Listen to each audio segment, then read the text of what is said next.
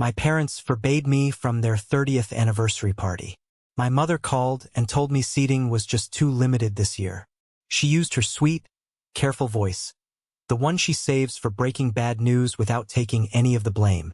But hours later, I was sitting alone in my dark apartment, and my older brother posted a photo online. It showed a massive banquet table under golden chandeliers. The caption read, "Family only. Finally, everyone together." I didn't cry. I didn't throw my phone. I just stared at their smiling faces. I hit like and commented, "Congrats! Mortgage and property taxes are all yours now." 5 minutes later, the post vanished completely. And then, 30 missed calls lit up my screen. They were about to lose everything, and the best part was, they brought it entirely on themselves. Before I tell you about the absolute ruins they left their own lives in, let me know where you are watching from in the comments below. Thank you for being here. Please grab a warm glass of water, sit down, and listen as I tell you the whole story. I am 32 years old, and my name is Matthew Carter. I work as a structural engineer in Albany, New York. I build things for a living.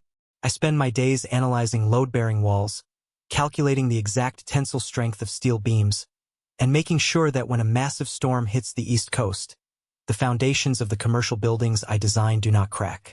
It is a job built entirely on logic, mathematics, and unwavering stability. It is ironic, really, because for my entire adult life, I was the sole structural support for a family that was completely rotten on the inside. That Saturday night, the night of the grand anniversary dinner, my apartment was completely silent. The only light in my living room came from the cold, blue glow of my smartphone screen resting on my cheap, second-hand coffee table. Outside my window, the Albany traffic hummed a low, steady rhythm. The rain was lightly tapping against the glass. I sat on my sofa, a half-eaten plate of cold pasta resting on my lap, and I watched my phone vibrate. The caller ID flashed my mother's name, Evelyn Carter.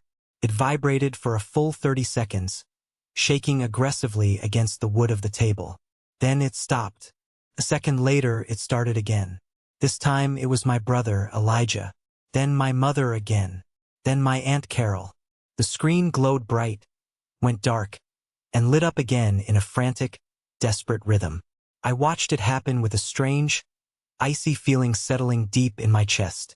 For 3 excruciating years, I had been paying their mortgage.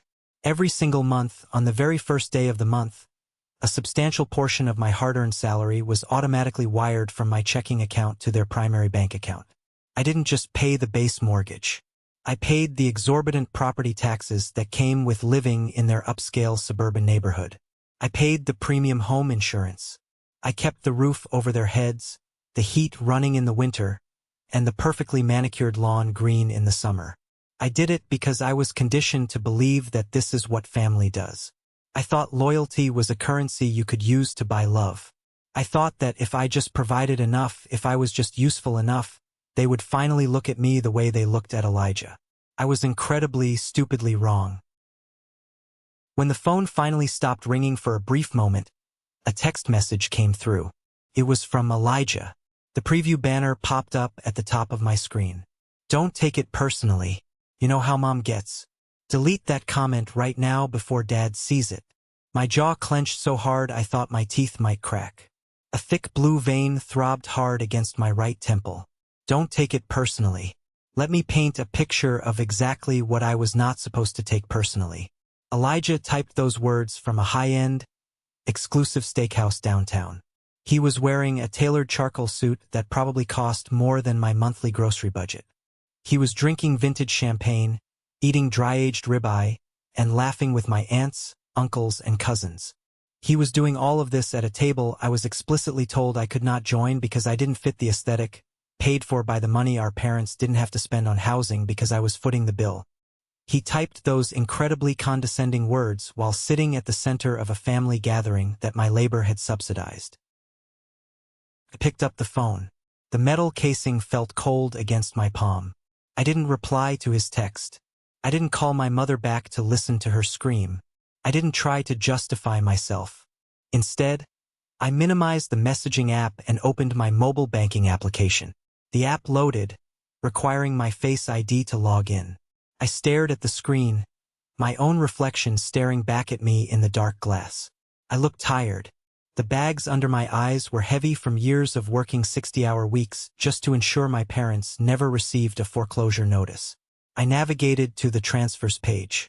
I clicked on the tab labeled Scheduled and Recurring. There it was. The lifeline. The transaction was labeled Carter Residence Mortgage.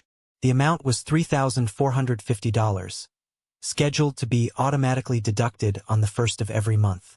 It had been running like clockwork for 36 months. Over $120,000 of my money, poured into a house that I wasn't even welcome to visit on a holiday. I tapped the line item. A menu popped up from the bottom of the screen. Edit, pause, delete. I tapped delete. The app, designed to prevent accidental financial disasters, threw up a secondary warning prompt.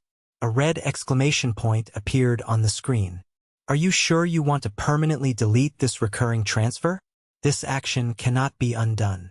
I stared at the prompt. My thumb hovered over the glowing screen. I knew exactly what this meant. If I did this, there was no going back. I wasn't just burning a bridge. I was strapping dynamite to the structural pillars and blowing it to absolute pieces. My mother would be humiliated when the bank called. Elijah would have to actually contribute. My father would have to wake up from his deliberate ignorance. I pressed confirm.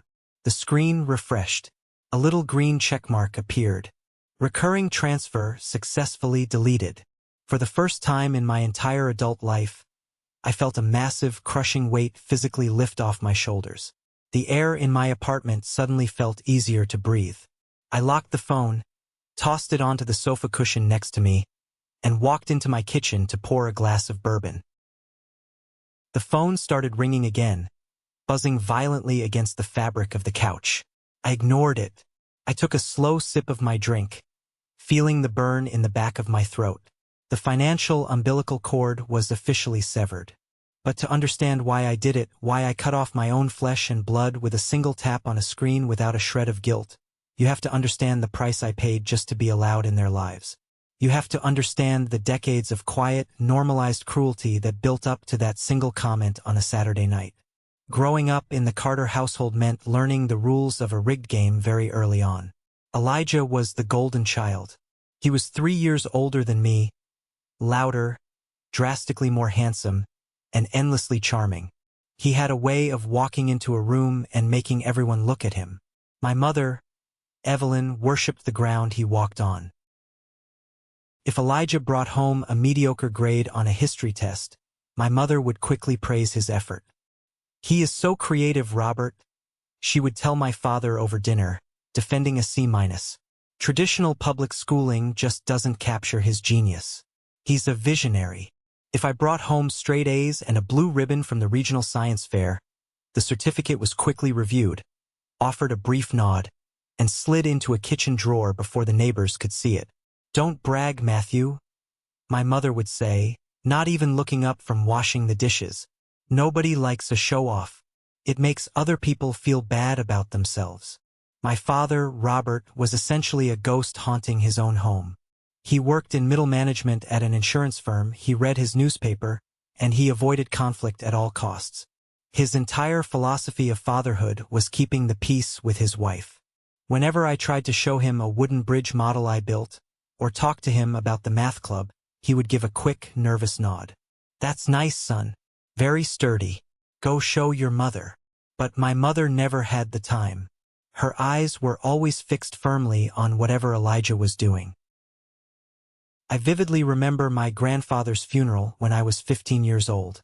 It was a bleak, freezing, rainy afternoon in late November.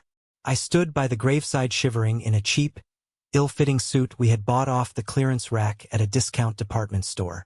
Elijah, who was 18 at the time and preparing for college, was wearing a brand new, tailored wool pea coat my mother had bought him specifically for the occasion. My mother spent the entire 2-hour service holding Elijah's arm, leaning on him for physical support, presenting him to the extended family as the strong man of the house.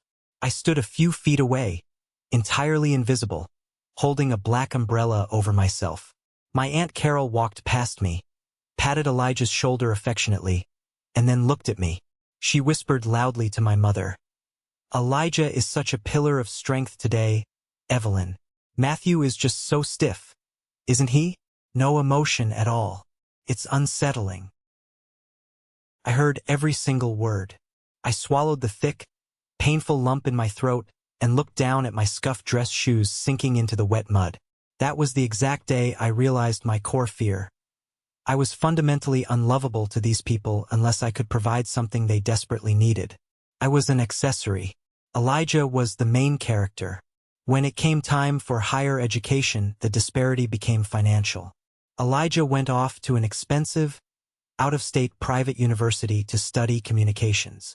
My parents completely drained their savings and dipped heavily into the college fund they had supposedly meant for both of us just to cover his first 2 years of tuition and his fraternity dues. When my turn came 3 years later, the accounts were empty.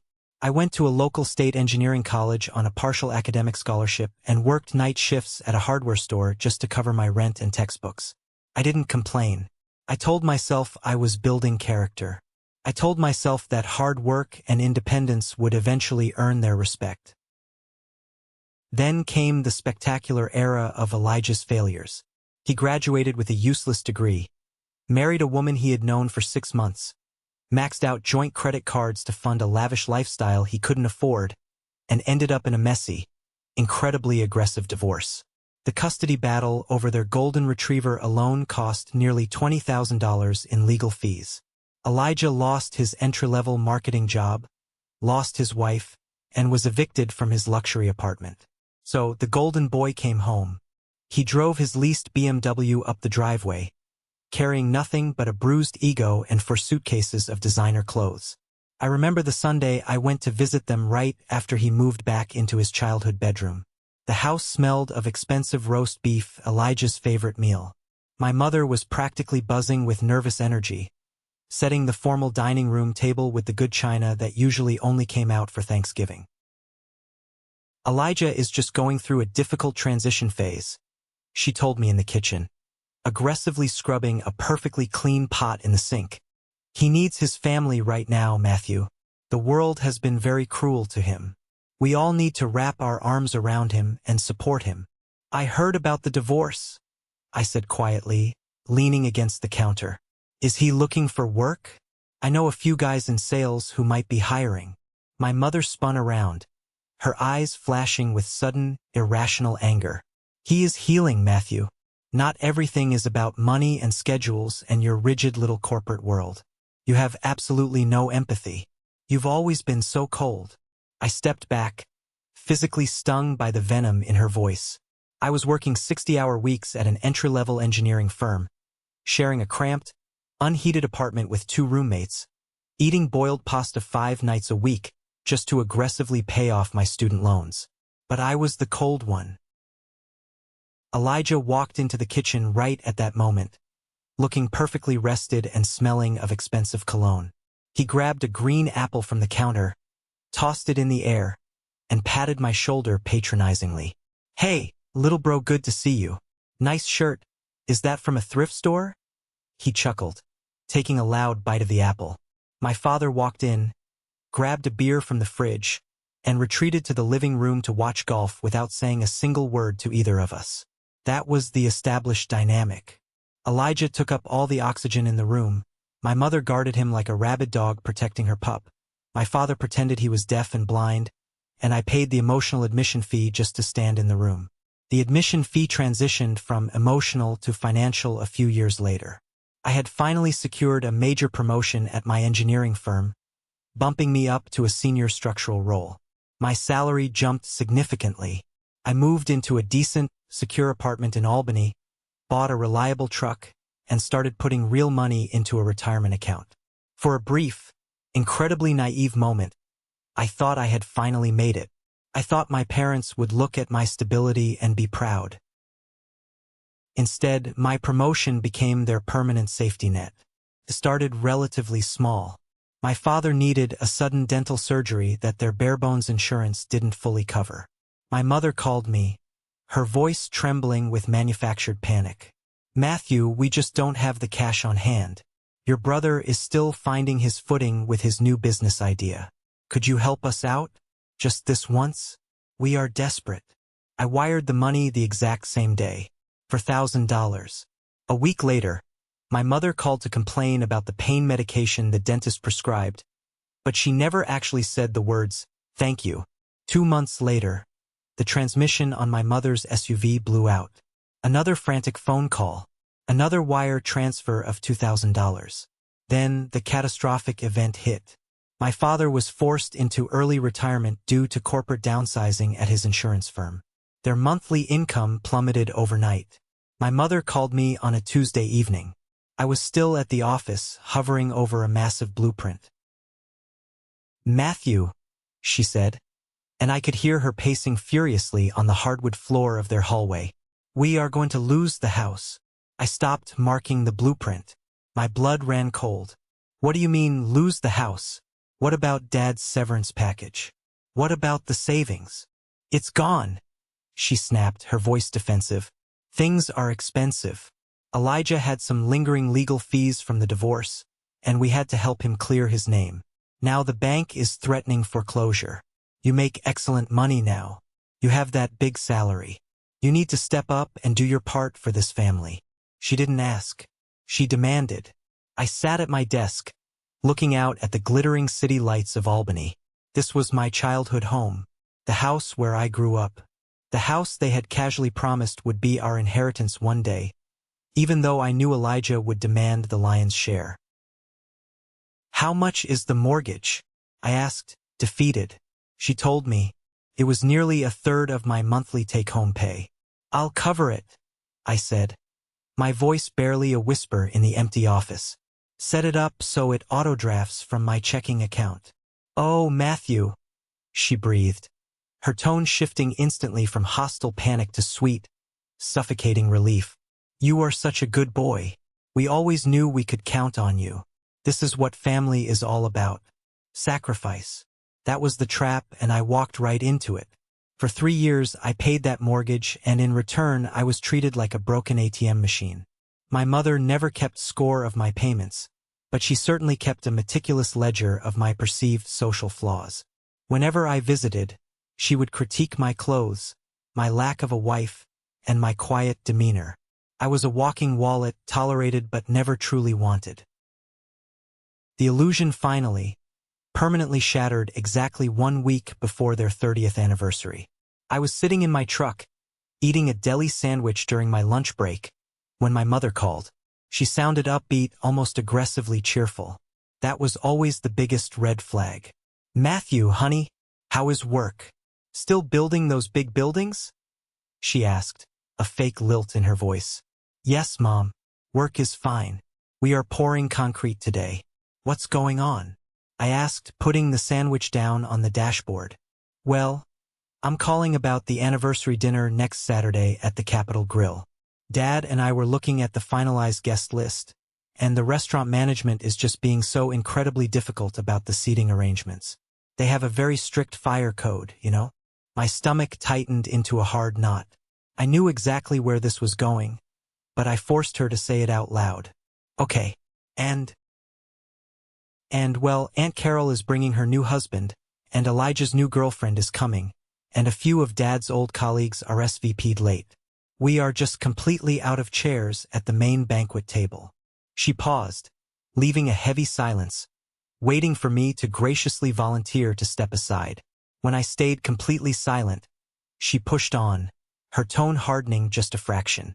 "So, we thought, since you are always so busy with work anyway, and you don't really like big crowds or fancy dressing up, you wouldn't mind sitting this one out? We can have a quiet lunch, just the 3 of us, next month. My treat." I gripped the steering wheel. The leather squeaked under my knuckles.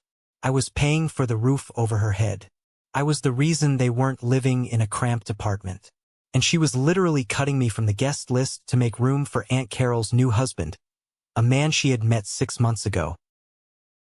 "You're uninviting me from your 30th anniversary party," I stated flatly, stripping away the sugar coating. "Don't use that ugly word, Matthew," she scolded. her tone dropping its sweet edge instantly. "Nobody is uninviting you. We are just managing a logistical issue. You always make things so difficult and dramatic. Why can't you just be understanding like your brother?" Elijah completely agreed this was the best solution for everyone. Of course he did.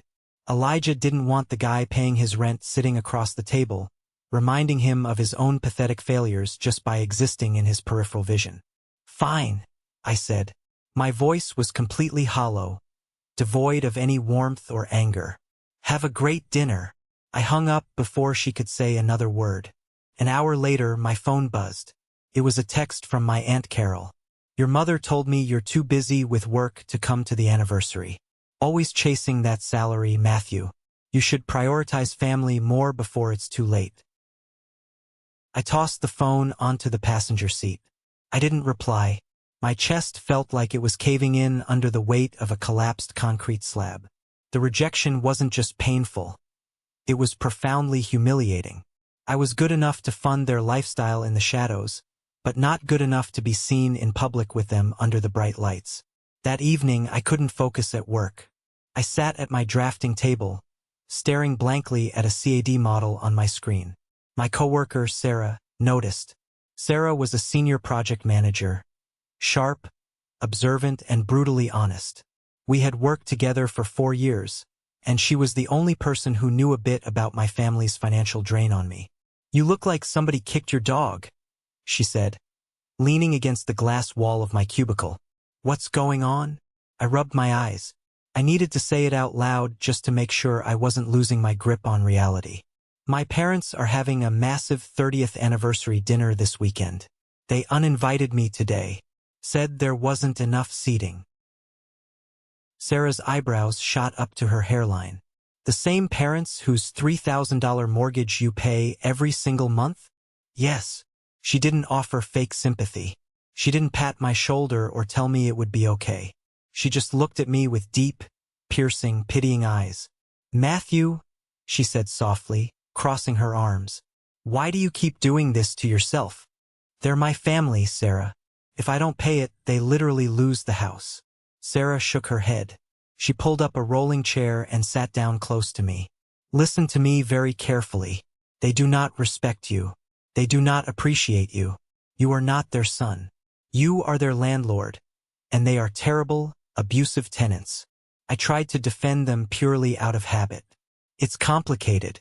Elijah has always been the favorite. I just thought if I took care of them, they would eventually see." "See what?" Sarah cut me off, her voice firm and unwavering. "See your value? Matthew, they see your value every time they check their bank balance. They just don't value you. They only love the version of you that pays the bills. The minute you stop paying, you'll see exactly who they really are. They only love the version of you that pays the bills." The words hit me like a physical blow to the stomach. It was the absolute, undeniable, horrifying truth. I had spent my entire life trying to buy a seat at a table that was never built for me. I had sacrificed my own future, my own peace of mind, to fund their grand illusion of suburban perfection.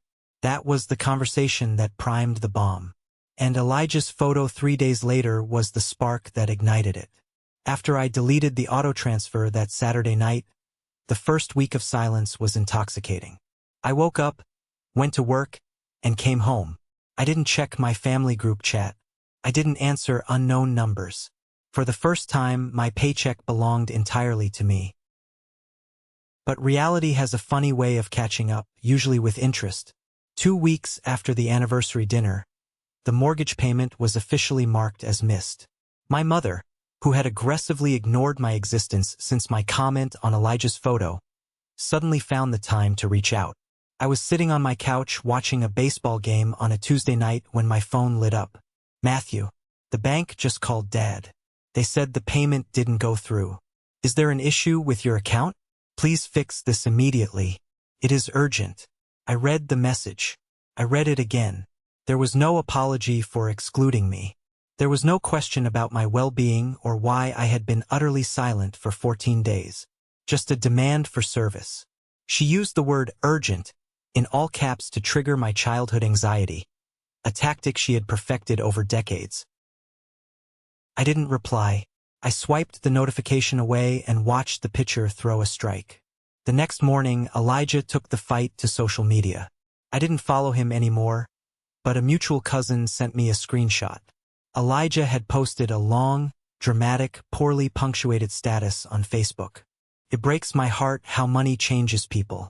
Some folks get a little bit of success and a decent salary, and suddenly they forget the people who raised them and sacrificed everything for them. Family should be unconditional, not transactional. Praying for certain people to find their moral compass before they end up completely alone. The comments below it were sickening. Aunt Carol wrote, "Stay strong, Elijah. You are the glue of that family. God sees the truth." Another cousin chimed in. "So sad when people become arrogant and cold just because they have a little cash." I laughed out loud in my kitchen. It was a harsh, bitter, echoing sound. Elijah, a man who had not paid a single utility bill in his own home for years, a man whose divorce was funded by his parents' ruined retirement, was lecturing me on morality to an audience of enablers. They were spinning a narrative where I was the villain, the greedy, cold-hearted son who abandoned his poor, elderly parents out of spite. Let them talk, I thought. Words on Facebook don't pay the bank. I maintained my absolute, stony silence. I refused to engage in their drama. I was done playing their game. But 3 days later, the real storm hit. A thick, official-looking envelope arrived in my locked mailbox. The return address was from the primary lending branch of my bank, the same bank that held my checking account and my parents' mortgage. I frowned as I pulled it out. It didn't make sense. I paid my credit cards in full every month. My auto loan was current. I walked into my kitchen, grabbed a steak knife, and sliced the heavy paper envelope open. I pulled out a thick stack of stapled legal documents. The header at the top of the first page, printed in bold, aggressive black ink, read, "Notice of refinance and guarantor obligation." My eyes scanned the dense legal text. My heart began to pound a heavy, terrifying rhythm against my ribs. The document outlined a massive refinance agreement on my parents' property. They had pulled out a staggering amount of equity, over $150,000 in cash. But that wasn't the part that made my blood run cold. Under the section labeled Primary Borrower and Guarantor, my name was printed in bold letters, Matthew Carter. I dropped the papers on the kitchen counter. My hands were shaking so violently I couldn't hold them steady. "No," I whispered to the empty room. "No, no, no." I leaned over the granite counter, reading the numbers again, my vision blurring. The new monthly payment was astronomical. The terms were incredibly aggressive. And according to this legally binding document, I was entirely legally responsible for the debt. If the mortgage defaulted, they wouldn't just take my parents' house. They would come after my salary. They would come after my truck. They would drain my savings, ruin my credit score, and destroy my financial future for the next 20 years. I had never signed a single piece of paper. I had never spoken to a loan officer. I had never authorized a refinance. A cold, clammy sweat broke out across my forehead. My parents hadn't just used me. They had stolen my identity to plunge me into a massive, crippling debt. The anger I felt in that moment wasn't hot and explosive. It was freezing cold. It was the horrifying realization that the people who gave me life were perfectly willing to completely destroy mine just to save themselves. The next morning, I took an emergency personal day from work. At 9 a.m. sharp, I called the phone number listed on the bank documents. I navigated through the endless automated menus, my jaw set, my knuckles turning white as I gripped the phone. Finally, I was connected to a senior account manager named Ethan Davis. "Mr. Carter," Ethan said smoothly, his voice echoing slightly over the headset. "I see the file here. A cash-out refinance completed 3 weeks ago on the Albany property. How can I help you today?" "I didn't authorize this," I said. My voice was dangerously calm. It didn't sound like me. It sounded like a stranger. "I never signed a single document. I never agreed to be a guarantor on a new loan. This is fraud." There was a long pause on the line. I heard the rapid clatter of a keyboard. "Mr. Carter, I am looking at the e-notary logs right now," Ethan said, his professional tone dropping slightly into cautious territory. "The documents were digitally signed using your verified email address, and the identity verification passed using a high-resolution scan of your state-issued driver's license. The IP address logged during the signing matches a recognized device history on your banking profile." My mind raced. How could they have my ID? How could they have my email? Then it hit me like a swinging steel beam. 5 years ago, when I first started helping my father with his medical bills, I set up a joint checking account to make transfers easier. I had created a dedicated, separate email address for those bank notifications and given my parents the password so they could check the balance themselves without calling me. I had also left an old photocopy of my driver's license in my childhood bedroom desk for a background check years prior. I had given them the keys to my identity out of pure trust. They had weaponized that trust to forge my signature through an automated online portal. "Ethan," I said, gripping the edge of my kitchen counter so hard my fingers ached, "I am telling you, I did not sign this. Someone in my family used old credentials to bypass the e-notary system. Can you tell me where the cash-out funds were transferred?" "Sir, I cannot disclose specific routing details over the phone without a formal fraud investigation," Ethan replied carefully. "But I can confirm the funds were disbursed to an external business checking account, not to the property owners directly. An external business account. Elijah's fake consulting company." It all made perfect, sickening sense. Elijah needed money for his failing business or his massive debts. He convinced my mother to leverage the house. But they didn't have the credit score or the income to qualify for a cash-out refinance on their own. So they used the son who did. They stole my name, forged my signature, took the cash, and expected me to just keep paying the new, massive monthly bill without ever noticing the difference, assuming the auto draft would just increase and I wouldn't check the statements. "Mr. Davis," I said, my voice dropping an octave, "I need you to freeze that account immediately. I am filing a formal police report for identity theft and wire fraud." "Understood, Mr. Carter. I will initiate the fraud protocol on our end immediately." Ethan paused. "For what it's worth, sir, I'm very sorry." I hung up the phone. I didn't feel panic anymore. I felt a terrifying, absolute clarity. They had crossed a line that could not be uncrossed. I didn't waste another minute. I took a quick shower, put on a sharp charcoal suit, the kind Elijah liked to wear to play pretend businessman, and drove straight to the downtown office of Clark Benson. Clark was a real estate and financial litigation lawyer I had met through my engineering firm. He had a reputation in Albany for being ruthless, meticulous, and entirely devoid of sentimentality. He was exactly the weapon I needed. I sat in his mahogany-paneled office, the air smelling of old paper and expensive leather, and laid the thick envelope of bank documents on his massive desk. I explained everything from the beginning: the history of payments, the missed dinner, the forged e-notary, and the external business account. Clark listened in total, unbroken silence, steepling his fingers under his chin. When I finished, he picked up the document, adjusted his glasses, and scanned the guarantor page. "This is a federal crime, Matthew," Clark said flatly, tossing the paper back onto the desk. "Wire fraud, identity theft, and bank fraud. The moment we file the injunction, the bank's internal fraud department will rip your family's finances apart. The police will get involved.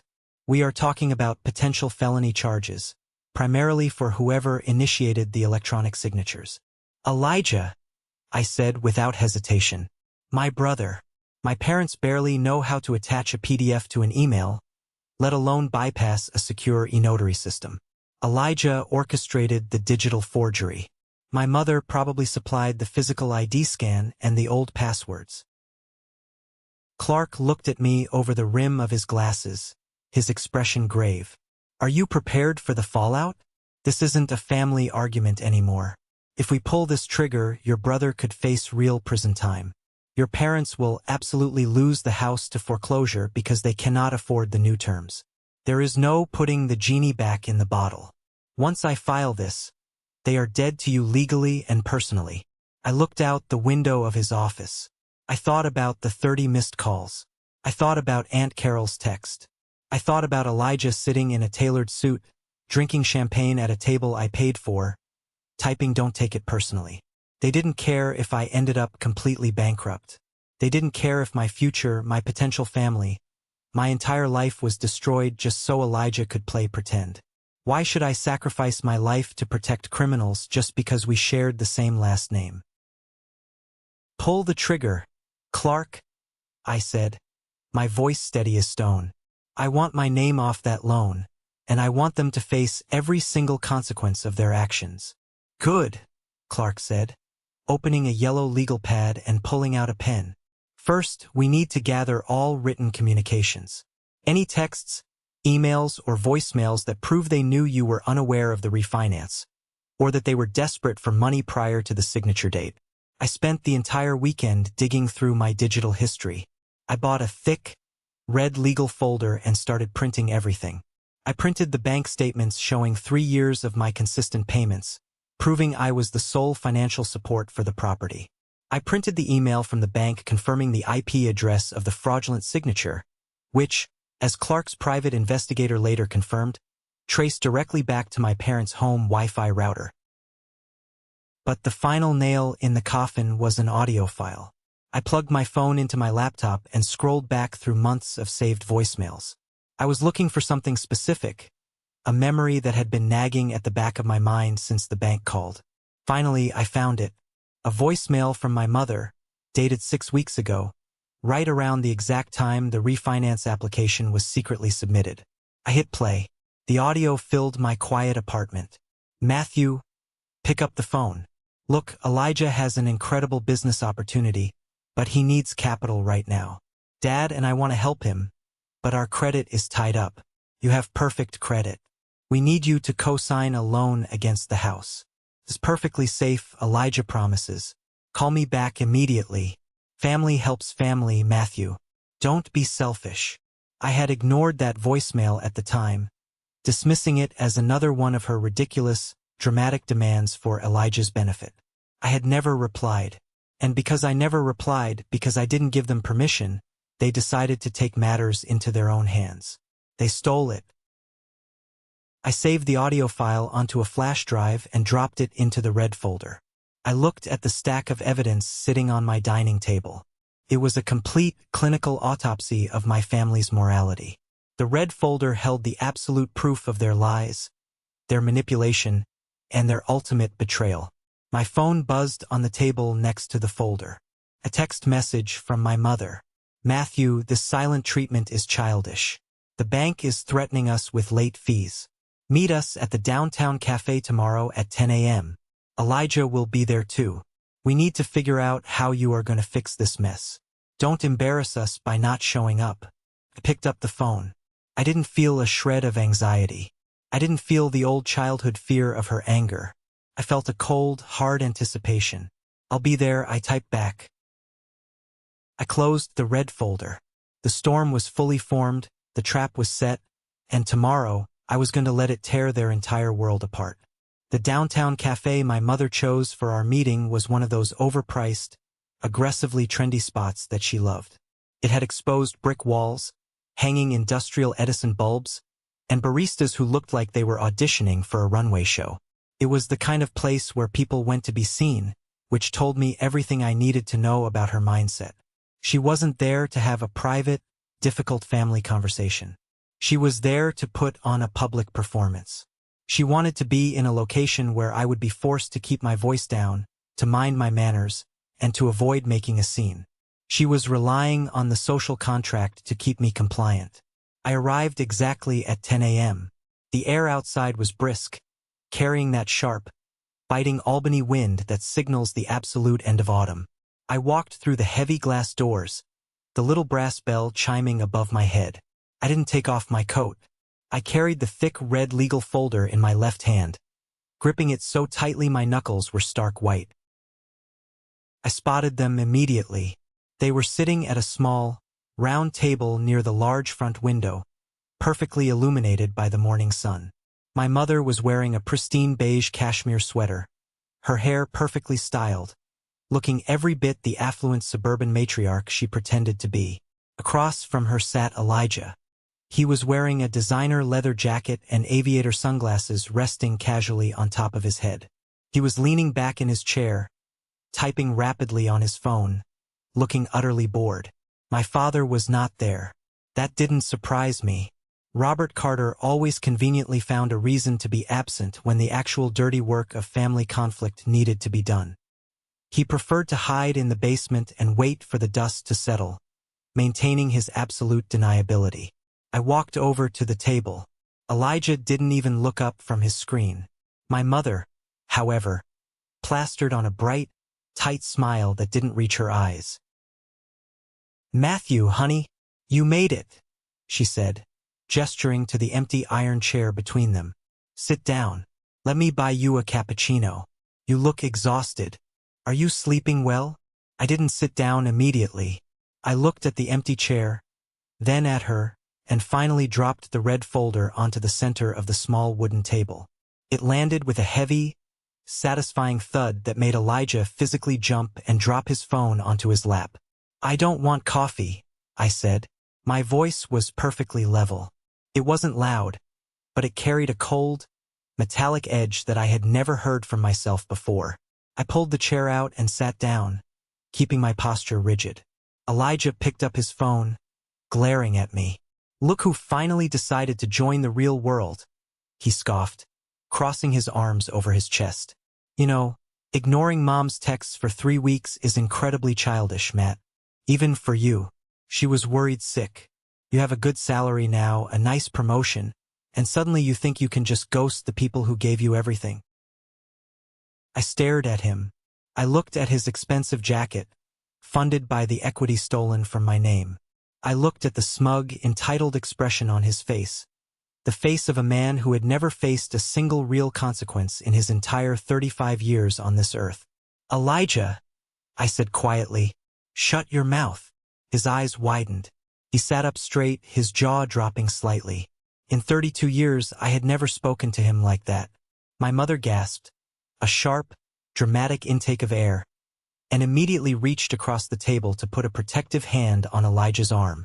"Matthew Carter, do not speak to your brother that way," she hissed, her voice dropping to an angry whisper to avoid drawing the attention of the next table. "We are in public. We came here to solve a problem, not to throw tantrums. Now, the bank is being completely unreasonable. They are claiming a missed payment and threatening to add exorbitant late fees to the new balance. You need to call them today, apologize for the delay, and arrange a wire transfer from your checking account to cover the new monthly premium." She said it with such casual authority. She truly believed that after everything, after the ultimate betrayal, she could simply issue an order and I would fall right back into line. She thought the conditioning was permanent.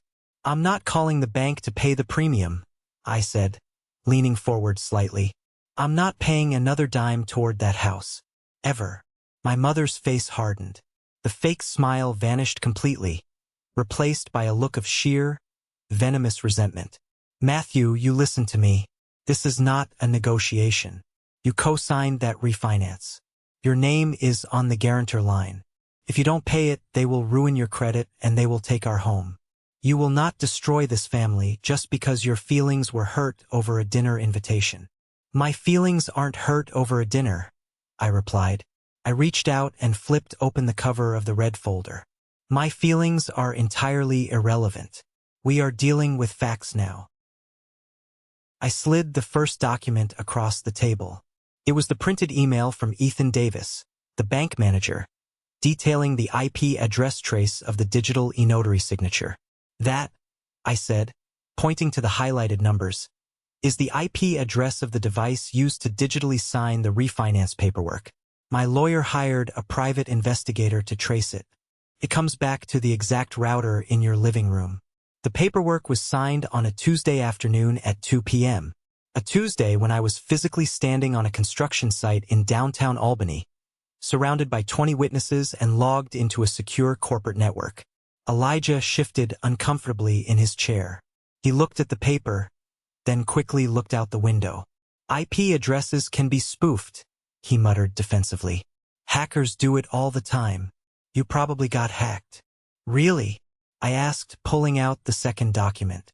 Did hackers also use the high-resolution scan of my driver's license that I left in my childhood bedroom desk 5 years ago? Because that is the exact image file the bank has on record for the identity verification. My mother's hands dropped into her lap. The color began to slowly drain from her face, leaving her pale and drawn. I pulled out the third document. It was a printed spreadsheet of the external business account routing numbers where the $150,000 of cash-out equity had been wired. The bank confirmed the funds weren't used to fix the roof or update the kitchen. I continued, my voice gaining momentum, hammering each word like a nail into a coffin. The funds were wired directly into an LLC registered under Elijah's name. The same LLC that has been hemorrhaging money for 2 years. You stole my identity, forged my signature, and leveraged a massive federal bank loan under my name so Elijah could pay off his secret debts and buy a new leather jacket. We didn't steal anything, my mother suddenly hissed, leaning over the table, her eyes wide and frantic. You left those passwords with us. You gave us access to that joint account. We only used the tools you gave us. And we were going to tell you. We were just waiting for Elijah's business to turn a profit, and then he was going to make the payments himself.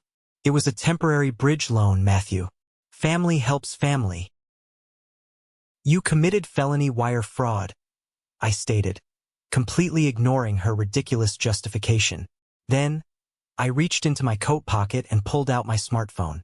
I navigated to my audio files, turned the volume all the way up, and placed the phone in the dead center of the table. I pressed play. The cafe was filled with the low hum of conversation and the grinding of espresso beans. But my mother's voice cut through the noise with crystal clarity. Matthew, pick up the phone. Look, Elijah has an incredible business opportunity, but he needs capital right now. Dad and I want to help him, but our credit is tied up. You have perfect credit. We need you to co-sign a loan against the house. It's perfectly safe, Elijah promises. Call me back immediately. Family helps family, Matthew. Don't be selfish. The audio file ended. The silence at our table was absolute, suffocating, and incredibly heavy. Elijah was staring at the phone like it was a live grenade. The smug arrogance was completely wiped from his face, replaced by genuine, unadulterated terror. He knew exactly what that recording meant. Proved premeditation. Proved they knew they needed my permission, didn't get it, and proceeded to forge the documents anyway. My mother was visibly trembling. Her perfectly manicured hands were shaking in her lap. She looked up at me, and for the very first time in my entire life, I did not see condescension or annoyance in her eyes. I saw fear. Matthew, she whispered, her voice cracking. Please, you don't understand the pressure we were under. Elijah was in trouble. Real trouble. Bad investments. We had to save him. We are your family. You used to be, I said, picking up my phone and sliding it back into my pocket. I slowly closed the red folder and pulled it back toward my chest. But right now, you are just a criminal who stole my identity. Elijah finally found his voice. It was high-pitched and panicked. What do you want, Matt? You want me to pay the monthly premium? Fine. I'll figure it out. I'll get a job. I'll make the payments. Just keep paying it for a few more months until I get on my feet, and I swear I'll take over the loan. Just don't make a big deal out of this. I looked at my older brother, the golden boy, the man who had been handed every single advantage, every ounce of love, every dollar of our parents' savings, and he was sitting there begging me to cover his crimes for just a little while longer. I didn't come here to negotiate a payment plan, Elijah, I said, standing up from the chair. I looked down at both of them. I came here to look you in the eye when I told you how this ends. My mother reached out, her fingers desperately grabbing the sleeve of my coat. Matthew, what did you do? I pulled my arm away from her grasp. Yesterday afternoon, my lawyer filed a formal injunction with the bank's fraud department. I also walked into the downtown precinct and filed a police report for identity theft, bank fraud, and wire fraud. I handed over the IP logs, the routing numbers, and that voicemail. Elijah's face went completely ashen. You went to the cops? Over family money? Are you insane? It's not family money, I corrected him sharply. It's a federal bank loan secured by my stolen signature.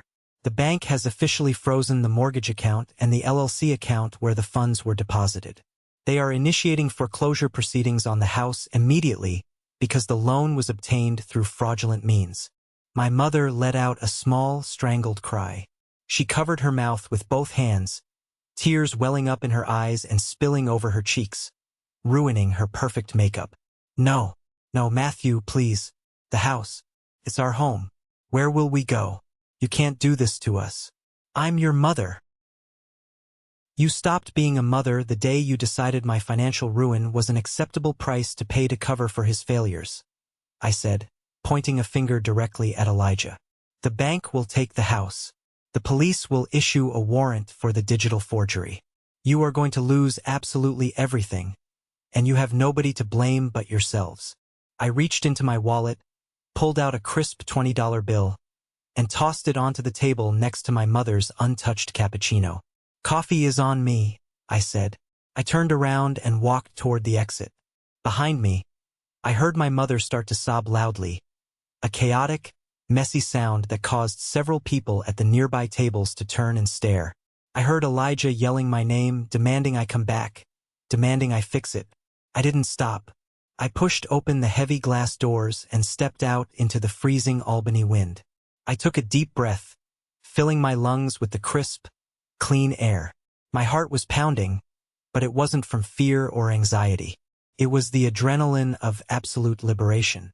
I had walked into that cafe carrying a lifetime of heavy, suffocating chains, and I was walking out completely free. The fallout was rapid, brutal, and entirely public. When you build your entire life on a foundation of lies and projected wealth, the collapse is spectacularly messy. Within 48 hours of my lawyer, Clark Benson, filing the injunction, the bank's internal fraud division moved with terrifying efficiency. The primary mortgage account was locked down. The external business account holding the stolen cash-out equity was frozen under federal anti-money laundering protocols pending the police investigation. A week later, the reality of the situation physically manifested on the front lawn of my childhood home.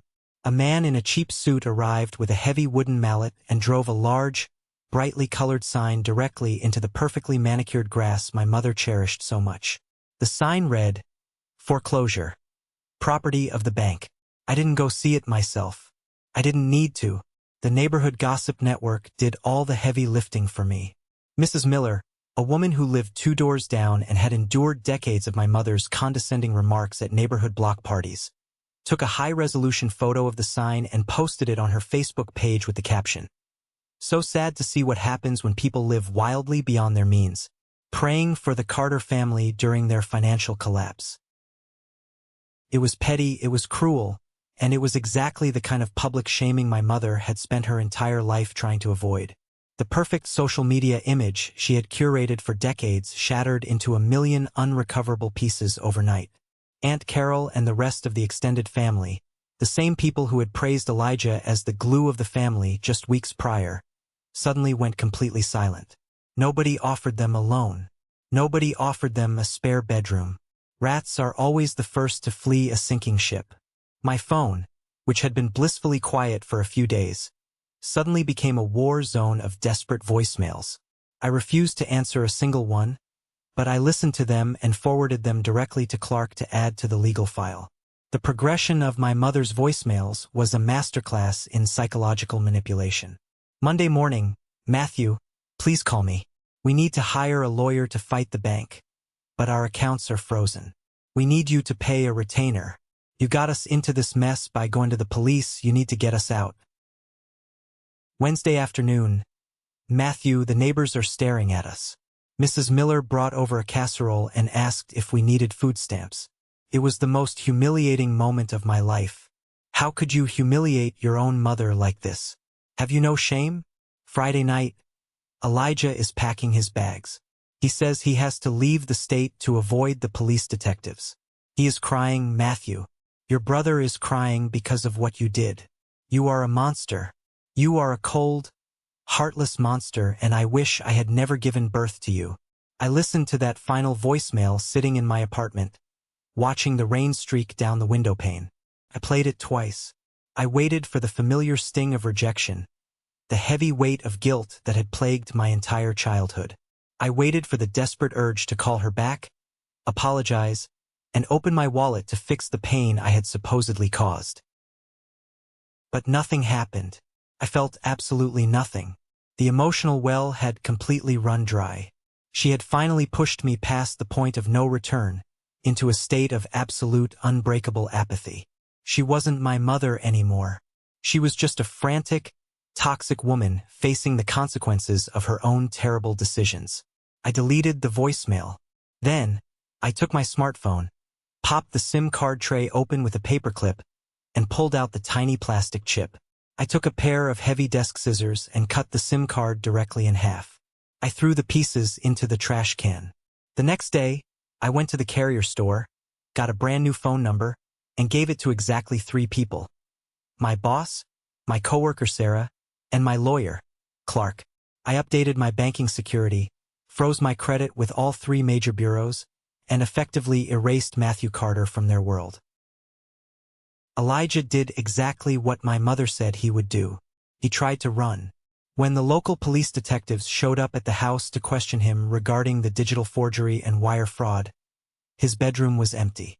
He had taken his designer clothes, abandoned his leased luxury car in the driveway because he couldn't afford the gas to drive it, and caught a Greyhound bus heading west. It was a pathetic, cowardly exit for the golden boy. He didn't stay to help our parents pack. He didn't stay to face the music. He abandoned them exactly the way he had abandoned his ex-wife during his divorce. He left them holding the bag, without my monthly payments, and with their own meager savings drained by Elijah's previous demands. My parents couldn't even afford to hire a moving company. They had to rent a cheap U-Haul truck themselves. My father, a man who had spent his life avoiding hard work, severely injured his back trying to load their heavy antique dining table into the truck. 30 days after the cafe meeting, the bank officially repossessed the property. The locks were changed, the windows were boarded up, and the house I grew up in became just another distressed asset on a bank ledger. My parents were forced to move into a cramped, 2-bedroom apartment in a rundown complex on the very edge of the city limits, miles away from their country club friends and their pristine suburban life. The storm had finally passed, leaving nothing but wreckage in its wake. But for the first time in my life, I wasn't the one tasked with cleaning it up. I stood on the shoreline, completely dry, watching their ship sink to the bottom of the ocean. 8 months later, I found myself standing in the middle of a spacious, sun-drenched living room, holding a paint roller dripping with eggshell white paint. I didn't live in Albany anymore. When the legal dust had finally started to settle, I realized that staying in the same city as the ghosts of my past was holding me back. I requested a transfer through my engineering firm to our regional office in Rochester, New York. It was a 3-hour drive away, close enough to maintain my professional network, but far enough away that I would never accidentally run into my Aunt Carol at a grocery store. The new apartment was incredible. It had high ceilings, exposed wooden beams, and massive windows that overlooked a quiet, tree-lined park. It was significantly more expensive than my old place, but without the $3,000 parasitic drain on my monthly salary, I could easily afford it. I was painting the walls myself. I had spent the weekend assembling brand new furniture that I picked out entirely for myself, not hand-me-downs or cheap thrift store finds. Every single object in this apartment belonged to me. Every dollar in my bank account belonged to me. The silence in the apartment wasn't heavy or oppressive anymore. It was a gift. It was the sound of absolute peace. There were no frantic phone calls demanding money. There were no passive-aggressive text messages critiquing my life choices. There was just the steady rhythm of my favorite jazz playlist playing softly on a Bluetooth speaker. My new phone buzzed on the kitchen island. I set the paint roller down, wiped my hands on a rag, and picked it up. It was Clark Benson. "Matthew," Clark's gravelly voice came through the speaker. "I have good news. Actually, I have great news. I just walked out of the judge's chambers." I leaned against the counter, staring out the window at the park. Tell me, the civil ruling is official. The judge reviewed the police report, the IP logs, and the audio recording. He granted our motion in full. Your name has been completely expunged from the fraudulent refinance loan. You hold zero financial liability for the debt, the late fees, or the foreclosure costs. Your credit score is completely protected and restored. I closed my eyes and let out a long, shaky breath. The massive, terrifying sword of Damocles that had been hanging over my financial future for nearly a year was finally, permanently removed. Thank you, Clark, I said, my voice thick with emotion. I really mean it. You saved my life. I just did my job, Matthew. You provided the ammunition, Clark replied. But there is a secondary update you should be aware of regarding the criminal side of things. I opened my eyes. What happened with Elijah? The local police finally caught up with him, Clark explained. He tried to open a new line of credit in Ohio using a fake social security number. It flagged in the system. They arrested him 2 days ago. Given the pending felony warrants here in New York for the wire fraud and identity theft regarding your case, he is currently sitting in a county jail waiting for extradition. He is looking at serious federal charges, Matthew. He won't be able to charm his way out of this one. He's looking at a minimum of 3 to 5 years. I absorbed the information. The golden boy, the untouchable favorite son, was sitting in a concrete cell wearing an orange jumpsuit. I didn't feel joy or triumph. I just felt a profound sense of justice. Actions finally had consequences. And my parents? I asked quietly. They filed for Chapter 7 bankruptcy last week, Clark said, his tone devoid of pity. Without your income, and with the foreclosure permanently destroying their credit, they couldn't manage their existing debts. They are living in a low-income subsidized housing complex now. I heard through the grapevine that your father had to take a job as a nighttime security guard just to pay for their groceries. The image flashed in my mind. My mother, who used to mock people who shopped at discount stores, was now relying on government assistance. My father, who just wanted to sleep in his recliner, was walking cold parking lots at 2 a.m. They had sacrificed their faithful, hard-working son to save their toxic, criminal favorite, and they ended up losing absolutely everything in the process. Thank you for the update, Clark, I said. Send me the final invoice. I'll wire the funds today. Take care of yourself, Matthew. Enjoy Rochester. I hung up the phone. I walked over to a stack of cardboard boxes in the corner of the room that I hadn't unpacked yet. They contained old files, college textbooks, and miscellaneous paperwork from my old apartment. I opened the top box and started sorting through a manila folder. Near the bottom, tucked between an old lease agreement and a car manual, a small piece of heavy, cream-colored cardstock slipped out and fluttered to the hardwood floor. I picked it up. It was a beautifully embossed place card with elegant gold calligraphy. It read Matthew Carter. It was the seating card for the 30th anniversary dinner. My mother must have mailed it to me weeks before she officially uninvited me, and I had simply tossed it into a pile of mail and forgotten about it. I stared at my name written in shiny gold ink. This little piece of cardboard represented everything I had ever wanted. A place at the table, a recognized spot in the family, acceptance. I ran my thumb over the raised lettering. I thought about the pain of that rejection.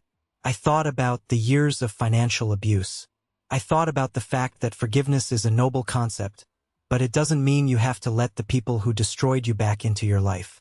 You can forgive a snake for biting you because it is in a snake's nature to bite, but you don't invite the snake back into your house. I walked over to the small paper shredder sitting under my new desk. I turned the machine on. It hummed to life. I held the Golden Place card over the slot, let go, and watched the metal teeth grab the paper and shred it into tiny, unrecognizable strips of confetti. The past was officially destroyed. The future was unwritten, and for the first time I held the pen. I am standing by the massive window of my Rochester apartment right now as I tell you this. I have a hot mug of black coffee in my hand. Outside, the first real snow of the winter is falling, blanketing the park across the street in a pure, untouched layer of white. It is incredibly beautiful and it is incredibly quiet. It has been 2 years since I deleted that bank transfer. I have not spoken a single word to my mother, my father, or my brother since the day I walked out of that downtown cafe. I don't follow their lives on social media. I don't ask extended relatives for updates. They are completely, irrevocably dead to me. People who haven't experienced profound family toxicity often struggle to understand this. They say things like, "But they are your blood," or "You only get one mother." They believe that sharing genetic material creates an unbreakable, sacred bond that must endure any level of abuse, manipulation, or theft. I am here to tell you that blood simply makes you related. Loyalty, respect, and unconditional care are what make you family. My parents demanded the ultimate loyalty from me while offering absolutely none in return. They viewed me not as a son to be nurtured, but as an asset to be exploited. When that asset became inconvenient, they tried to discard me. When they needed more, they tried to steal my future. I used to think that the worst thing in the world was to be alone. I spent my entire 20s terrified of losing my family, terrified of being alienated and isolated. I bought into the lie that a bad family was better than no family at all. I know better now. The worst thing in the world isn't being alone. The worst thing is being surrounded by people who make you feel completely invisible, who drain your spirit and your bank account, and who demand you thank them for the privilege of being used. I lost my childhood home. I lost my parents. I lost my brother. I lost thousands of dollars that I will never get back. But what I gained was infinitely more valuable. I gained my sanity. I gained my financial independence.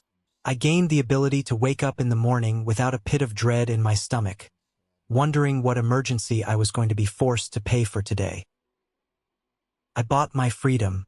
It cost me a massive piece of my heart, and it cost me the illusion of a loving family. But as I stand here looking at the snow fall over a life I built entirely for myself, with my own hands and my own name, I know the truth.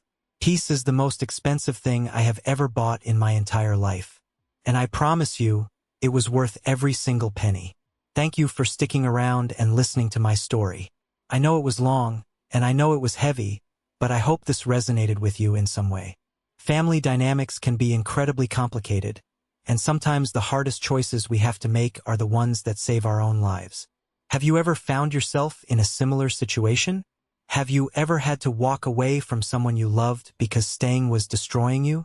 Please, share your experiences down in the comments. I read every single one of them, and this community is a safe space for us to heal together. If you have watched this video all the way to this exact moment, you are part of a very special group. I like to call you the 1% Club. If you are still here, I want you to go down to the comments right now and type the letter W. W stands for winner. It is our secret code, a sign for me to recognize the winners, the amazing people who stayed with me until the very end and who understand the true value of walking away from toxicity to win back your life. If my story helped you, or if you just want to support this channel, please hit that like button and make sure to follow and subscribe so we can keep sharing these journeys together. Stay strong, protect your peace, and I will see you in the next story.